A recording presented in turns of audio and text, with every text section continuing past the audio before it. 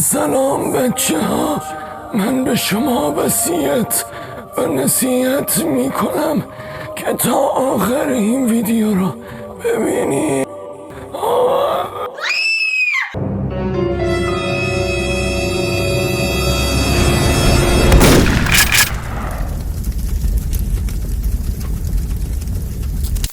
سلام بچه‌ها، خوبید؟ چطورید؟ من امیرحسینم و قراره تو این کانال دوبله، گویندگی، صداسازی، همه مباحث مربوط به این قضیه رو با هم دیگه رنگ بکنیم.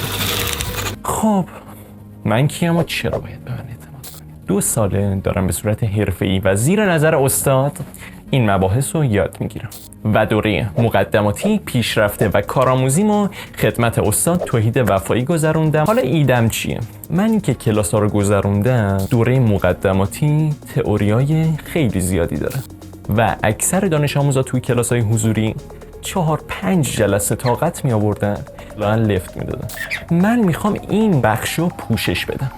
میخوام چیکار کنم؟ وای میخوام این آموزش رو داخل مینی چت برای شما بذارم. یعنی میریم داخل مینی چت با یه نفر گفتگو میکنم، بهش میگم چیکار کنه، اون انجام بده، من ایراداشو بهش میگم چیکار کن که درست بشه، تمام نکاتشو بهش یاد میدم، با هم دیگه کار میکنیم و شما وقتی مکالمه 2 نفر رو میبینید اصلا و ابدا حوصلتون سر نمیره.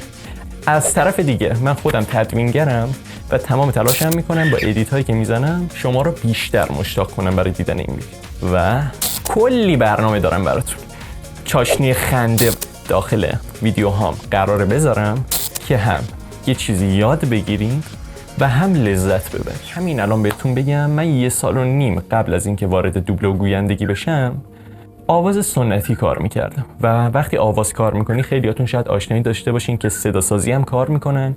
و حالا من اومدم چی کار کردم؟ اومدم مباحث مفید و مرتبط که خیلی به شما کمک میکنه رو از آواز سنتی، از صدا سازیش، از نکاتی که داره رو گرفتم و با نکات دوبله ترکیب کردم و یه بسته و پکیج خیلی خفنی رو در اختیار شما قرار میدم و تمام چیزایی که من داخل کلاس یاد گرفتم و بی کم و کس در اختیارتون میذارم.